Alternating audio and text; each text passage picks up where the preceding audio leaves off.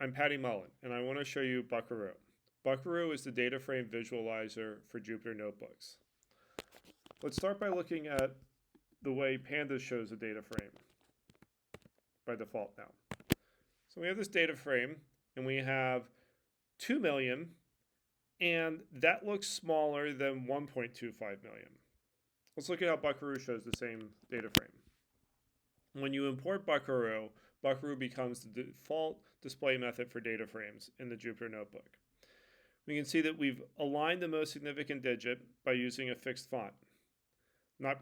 I'm very appreciative for all the work that's gone into Pandas, but we can make improvements, and there are things we can do in Buckaroo that Pandas is a broad library, and they're not trying to do that. So we can also just click on a column here and sort it. Let's look at this on a larger data frame. Here we're going to load some city byte data, and let's just take a look around and see what we see. So we can scroll left and right and up and down. We can click on the 0 below the sigma sign and see summary stats. So we can see the D type of every column, length, nan count, distinct, min, mean, and max. You can also see that this data frame has 300,000 rows in it, and we've shown a little bit over 10,000. When there are more than 10,000 rows, Buckaroo downsamples to 10,000 so that you can see for performance reasons. Let's sort some of these columns. This happens very quickly. You can also see these histograms. Let's dig in more to the histograms down below. We're going to execute some generating Python code that generates some distributions. Okay, so here's what a normal distribution looks like. Here's what an exponential distribution looks like. Increasing just looks straight across, which is the same that a randomly distributed column would look like. It's not a plot, it's a histogram. Here's what a column looks like with only a single value, and you can instantly tell that.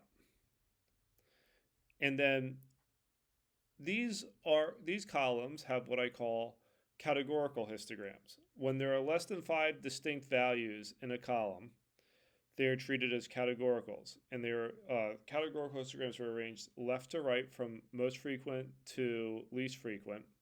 And then there are some other special categories, like unique, so we can tell this column is entirely unique. It's unique 100%. Let's look at some more categorical histograms.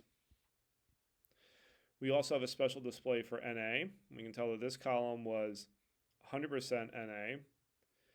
And then this column has a value and then some NAs. Dominant categories with a little bit of unique. We have a special column for long tail and NA once again. And then long tail and unique are stacked. Let's look at some numeric distributions.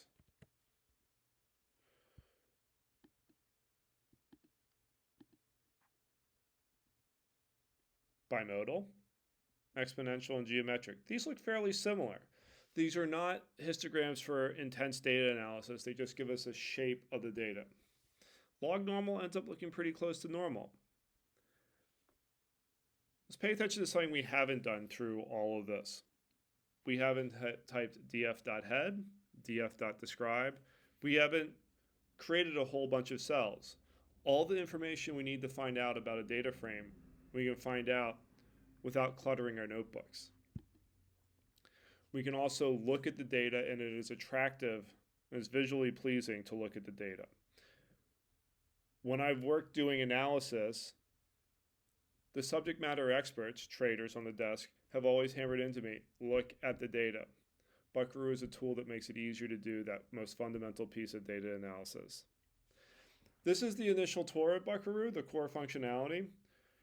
In other videos, I'm going to go through how you can extend summary stats, the low-code UI, the auto-cleaning functionality, and where Buckaroo is going in the future.